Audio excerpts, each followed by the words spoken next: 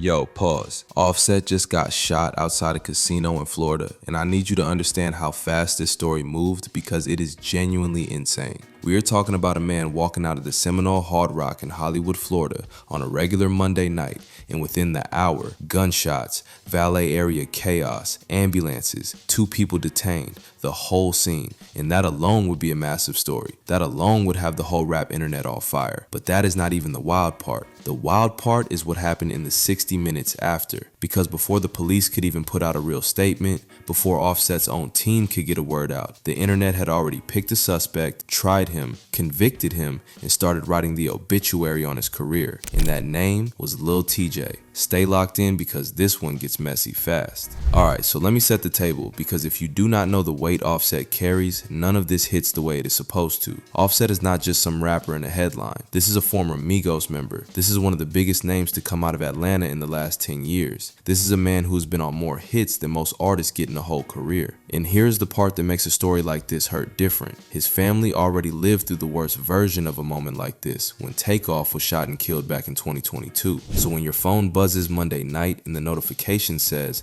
Offset shot in Florida, your stomach flips because the rap world has been through this exact nightmare with this exact family before, and nobody wanted to be back here. That history is sitting in the back of every fan's mind right now, and once a story is carrying that kind of weight before it even starts, it does not need a lot to catch fire. It just needs a name to point at. And on Monday night, the internet went and grabbed one off the shelf. Okay, here's what we actually know, and I want to be careful with this part because the facts and the rumors have been getting blended together all over Twitter and every gossip page on the timeline. Monday evening, somewhere around 7 o'clock local time, shots went off in the valet area outside the Seminole Hard Rock Hotel and Casino in Hollywood, Florida. Offset was there. Offset got hit. His spokesperson confirmed it on the record, said he was in stable condition, said he was being closely monitored at the hospital. Police came out shortly after and said the injuries were not life-threatening, said 2 people were detained at the scene, said there was no ongoing threat to the public. That is the floor. That is the part nobody is arguing about. Everything past that point though gets shaky real quick. The motive, not confirmed. The shooter's identity, police have not publicly named anybody. Whether the 2 people they detained are even being charged with anything connected to the shooting, still being figured out. The case is open and active, and the cops, the people whose actual job it is to know what went down,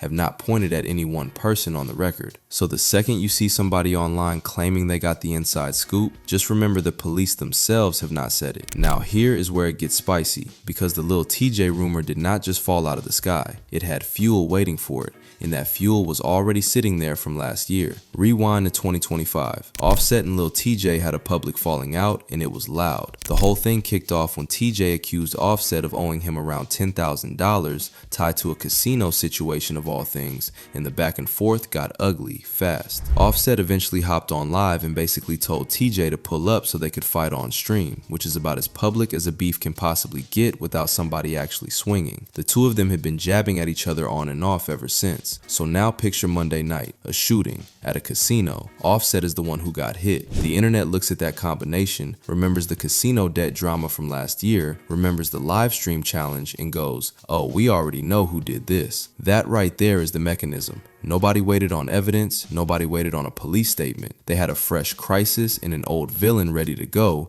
and they stapled the 2 together in real time. And once a couple of the bigger gossip pages ran with it, it was over. The rumor was moving at twice the speed of any actual reporting. And gang, this is where it goes nuclear, because the story basically split in half and started running on 2 completely different tracks. Track 1 was the official version. Offset got shot, Offset is stable, Offset is being treated, 2 people detained, investigation ongoing. Slow, careful, kind of boring in the way that real reporting tends to be. Track 2 was the internet version. Lil Tjay did it, Lil Tjay was at the scene, Lil Tjay was in custody. Some posts even started claiming Tjay had been shot himself in some kind of casino shootout. None of that came from the police. None of that came from any verified source on the planet, but it spread about 10 times faster than the real version because it was juicier and it gave people a clean villain to point a finger at. And then came the reversal, the part that should have ended the rumor right there. Lil Tjay's attorney, Don Florio, came out publicly and shut the whole thing down. said Tjay was not shot, said Tjay had not been charged in connection with any shooting, said the stuff floating around online was just not accurate. That is a lawyer going on the record, which is not something attorneys do casually for fun. And yet, half the posts pushing the original rumor are still up, still racking up views, still being shared like nothing changed. The correction never travels as far as the lie. Never has, never will. Alright, I need to slow this part down because there is one detail in this whole situation that almost nobody is talking about, and it might be the most important piece of the whole puzzle. Look at the headlines floating around right now. A lot of them say, Offset breaks silence, Offset speaks out, Offset responds. And when you read those words, what picture forms in your head? You picture Offset himself. You picture a video, a tweet, a post on the gram, something direct from the man. But that is not what happened. Every update we have right now is coming from his spokesperson. A representative said he is stable. A representative said he is being monitored. A representative confirmed the shooting itself. As of the reporting available right now, Offset himself has not personally come out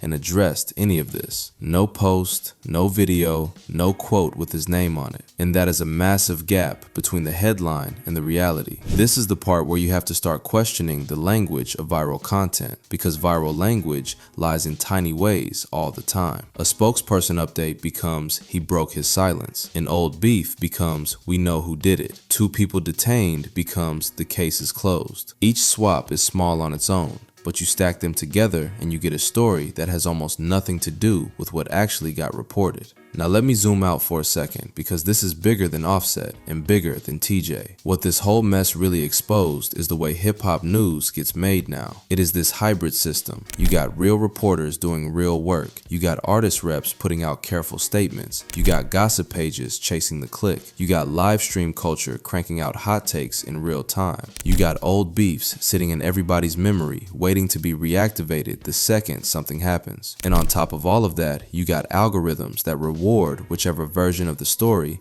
is the most emotionally satisfying, not the most accurate one. Drop a real shooting into a system like that, and the result is exactly what we watched happen Monday night. The first version to go viral was the most dramatic one, not the truest one. The audience was already trained to treat speculation like discovery, to treat a screenshot like a source, to treat a vibe like a verdict. That is the actual story here. Yeah, a man got shot at a casino. That is awful. That is real. But the speed and the confidence with which the internet built a whole second story on top of it, with characters and motives and suspects already convicted, that is the part nobody is going to be talking about by next week. And honestly, they should be. So let me bring this in for a landing. Offset got shot Monday night outside the Seminole Hard Rock in Hollywood, Florida. He is reportedly stable. He is being monitored at the hospital. The police have 2 people detained, and the investigation is still active. Those are the facts on the ground. Everything past that, the Tjay angle, the casino debt theory, the case closed energy in the comments, that is the internet writing fan fiction in real time and dressing it up like news. Maybe new information drops tomorrow and flips this whole thing on its head. Maybe it does not. Either way, the lesson sitting in the middle of this story is the one barely anybody is going to take home. Sometimes the most telling part of a shooting story is not what happened at the scene. It is what happened to the truth afterward. So let me ask you straight up, when a story moves this fast, what do you trust first? The police, the rep statement, or the internet's version? Drop your answer in the comments. Smash that like button if this broke it down for you, and I will catch you in the next one.